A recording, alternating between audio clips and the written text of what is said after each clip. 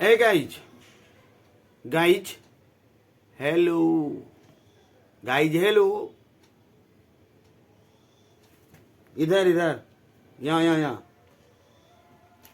Class 12 भी आई क्या? Shorts किस लिए? फाइनल एग्जाम के लिए। बुझ गए बात को? बहुत कम समय बचा है ना? ठीक ठाक तैयारी हो रहा है ना? करते रहिए, रिवीजन करते रहिए। इसके पहले एक वीडियो हम डाल चुके हैं, उसको आप एक बार देख लीजिए। बहुत कम समय है और ईमानदारी के साथ मेहनत कीजिए और एक झलक में पूरा चैप्टर कंप्लीट कर जाना है, एक झलक में। अभी एक झलक का समय है, फटाफट से एकदम जितना ज्यादा से ज्यादा लिखिए भाई, याद करके। नहीं समझे? आपको 3 घंटा एग्जाम में क्या करना है? लिखना है। आप लोग क्या कर रहे हैं? याद नहीं। याद करके 3 घंटा लिखिए गाइज, तब याद करके लिखिएगा ना तो वहां धमाका होगा, धमाका। समझ गए? आइए गाइज जी, फिर से एक बार, फिर से कुछ क्वेश्चन को एक बार देख लेते हैं हम। इंपॉर्टेंट शुरू करें। नजर गड़ाए रखिएगा, कान में हेडफोन लगा लीजिए, एकदम शांति के साथ स्टार्ट किया जाए। प्रश्न है, अच्छा ये प्रश्न संख्या कितना होगा पता है? इसके पहले हम 3 प्रश्न किए थे, ये प्रश्न संख्या होगा 4। कितना नंबर का होगा? 4। तो प्रश्न क्या बोल रहा है कि पर परागन को परिभाषित करें और पर परागन के विभिन्न अभिकर्मकों बताएं। अभिकर्मक मतलब एजेंट। तो पर परागन क्या है? परागकण की ऐसी विधि जिसमें परागकणों का स्थानांतरण पुष्प के वर्तिकाग्र पर बाहरी कारकों के द्वारा किया जाता है। नहीं बुझे बात को? ऐसे बुझिए ना, ऐसे बुझिए, ऐसे है हो गाइज, है स्टूडेंट गाइज, ऐसे बुझिए। देखिए हम एक सिंपल सा फूल बना लेते हैं। ये है तो आपका स्त्री केसर और ये है वर्तिकाग्र। मान लेते हैं कि यह एक लिंगी पुष्प है, ठीक बात। ये एक लिंगी पुष्प है, ठीक बात। ऐसा ही एक और पुष्प ले लेते हैं, यहां पर बना देते हैं।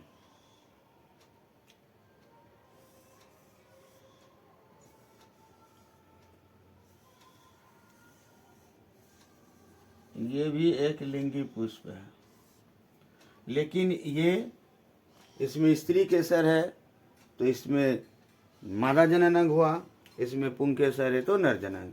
अब यहाँ पर ये जो पराग कोश है ना, ये पराग कोश में परागकण भरे हैं।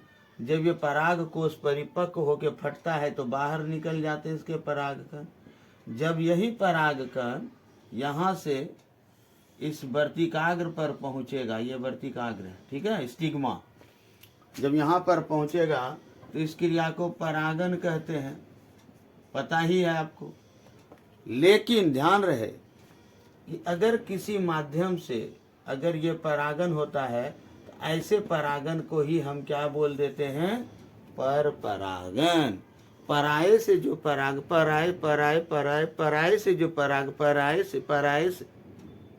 पराये से जो परागन होता है उसे हम पराये मतलब दूसरे से, माध्यम से जो परागन होगा उसे हम पर परागन कहते हैं।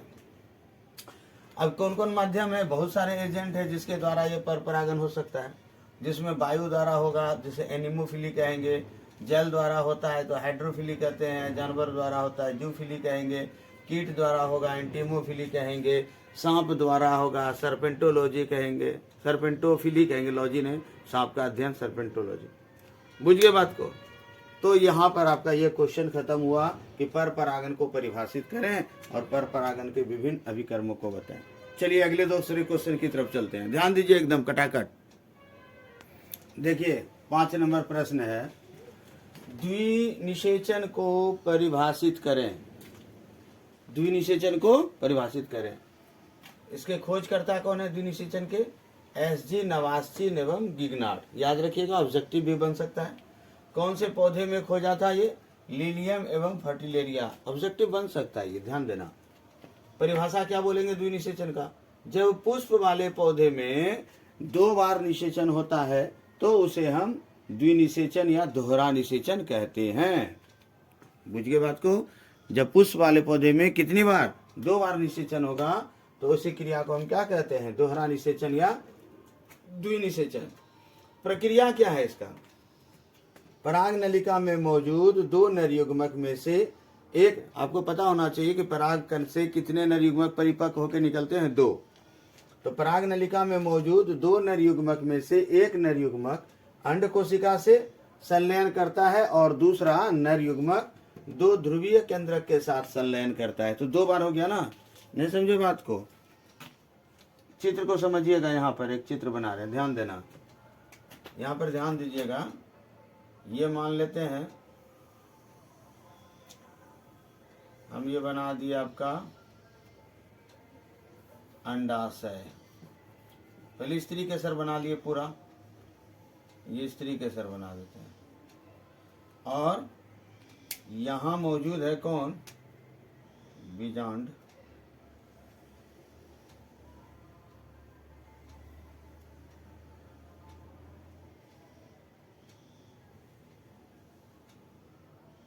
कौन मौजूद है यहाँ भाई? बीजांड। अब यहां पर देखिए आपके पास भ्रूण कोश है, इसको हम ब्लैक से करते हैं ताकि दिखाई दे।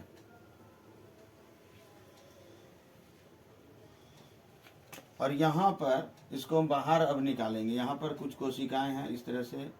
कौन कौन कोशिका है? अब जरा इसको हम बड़ा करके दिखाते हैं। इसके पहले हम आपको ये बता दें कि परागकण यहाँ पर आ चुका है वर्तिकाग्र पर, और परागकण के अंदर में कितने नर युग्मक हैं? 2। इसके अंदर में कितने हैं परिपक्व? 2 नर युग्मक। परागकण से पराग नलिका निकलती है। ये पराग नलिका यहाँ से निकलेगा, हम सिंगल लाइन से बता रहे हैं। ये यहाँ से निकलेगा पूरा और ये बीजांड में प्रवेश करेगा यहाँ पर। अब इस चित्र को हम जरा यहाँ पर बड़ा करके देखते हैं, ध्यान से देखिएगा।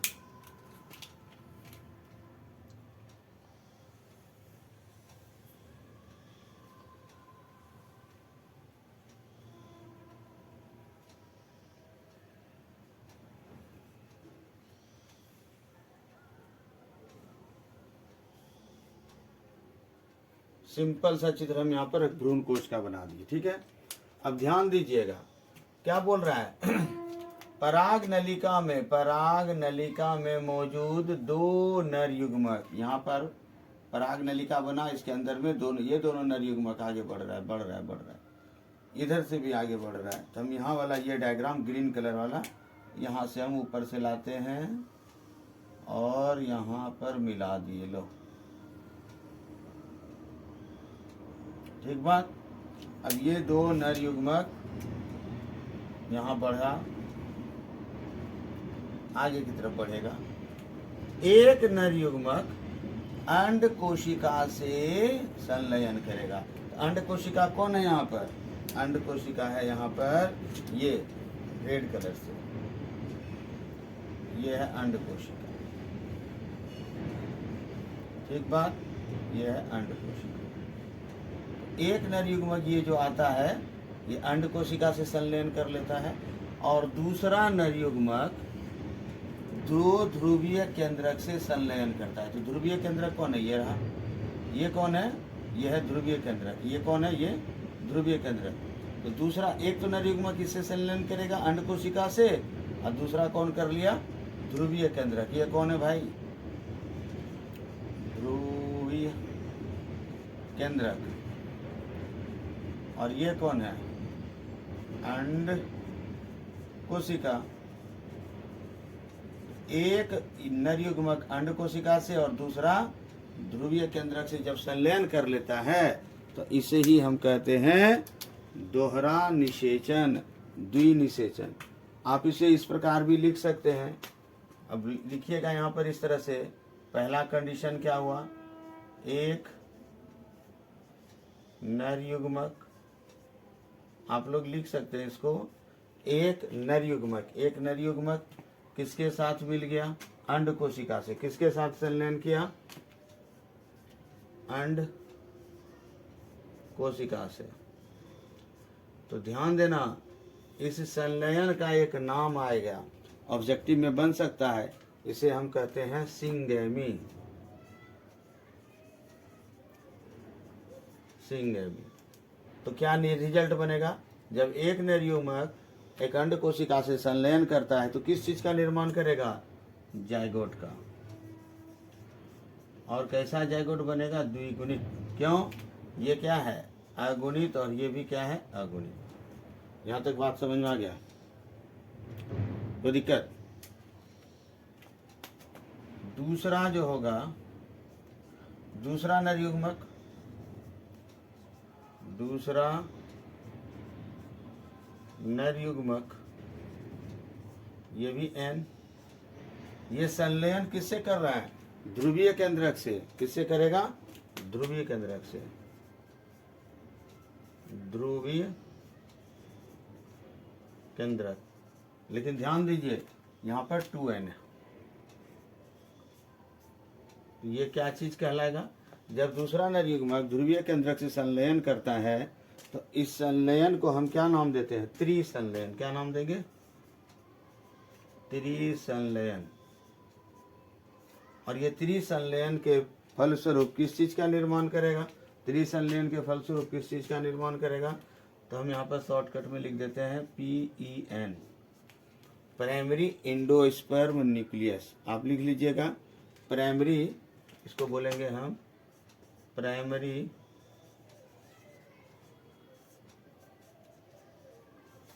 एंडोस्पर्म न्यूक्लियस, प्राथमिक भ्रूणपोष केंद्रक। प्राथमिक भ्रूणपोष केंद्रक। तो कितनी बार निषेचन हो गया? 2 बार निषेचन हो गया। तो इसे हम क्या बोल दिए? द्विनिषेचन। जब बात द्विनिषेचन का यहाँ तक हो ही गया तो एक दो बात और लिख सकते हैं इसको ना।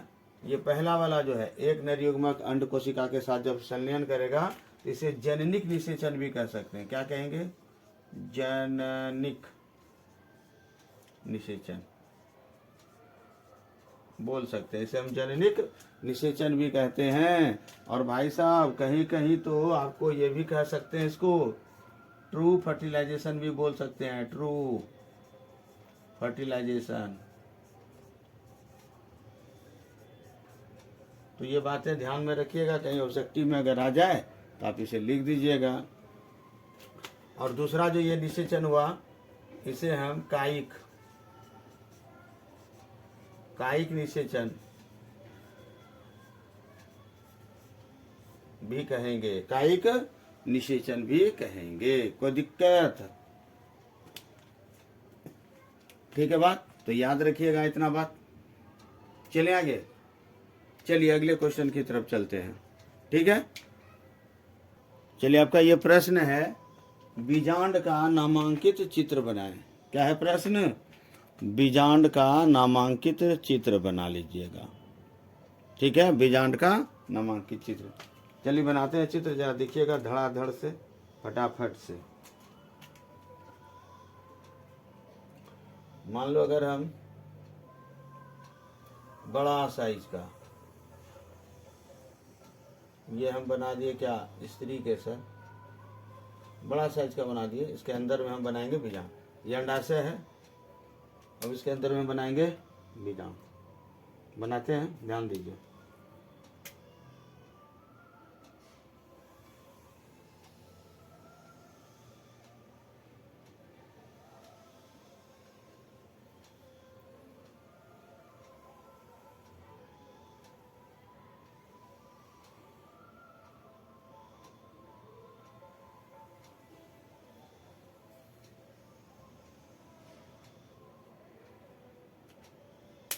ठीक है, दिखाई दे रहा है?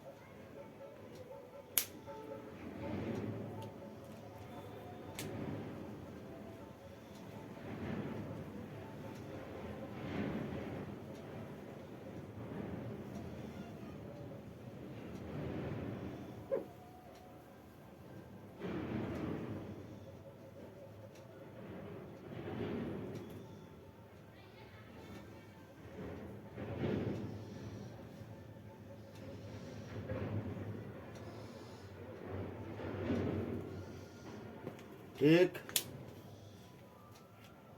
चित्र बना लीजिए। ये कौन है?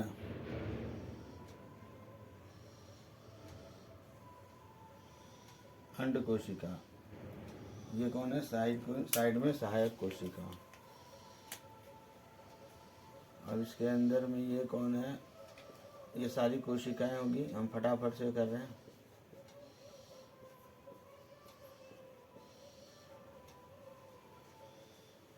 सब कोशिका।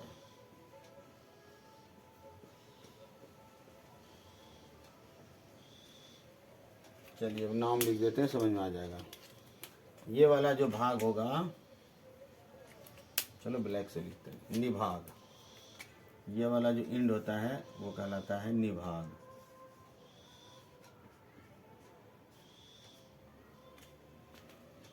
ये ग्रीन कलर का जो अंदर में दिए हैं, ये कौन है?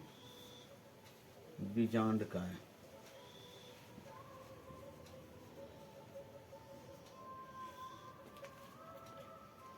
ये ब्लू कलर का जो है, 2 अध्यावरण है।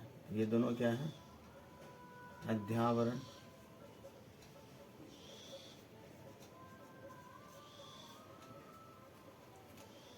नीचे कौन है? ये बीजांड द्वार।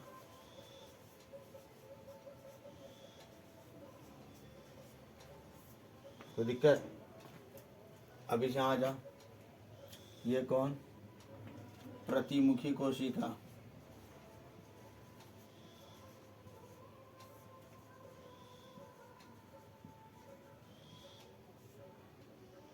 ये कौन?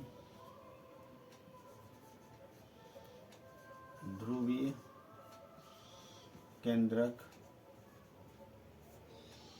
ये बड़ा वाला कौन? अंड कोशिका।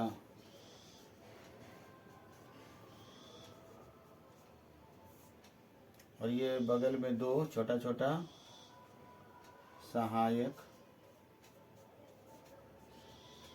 कोशिका।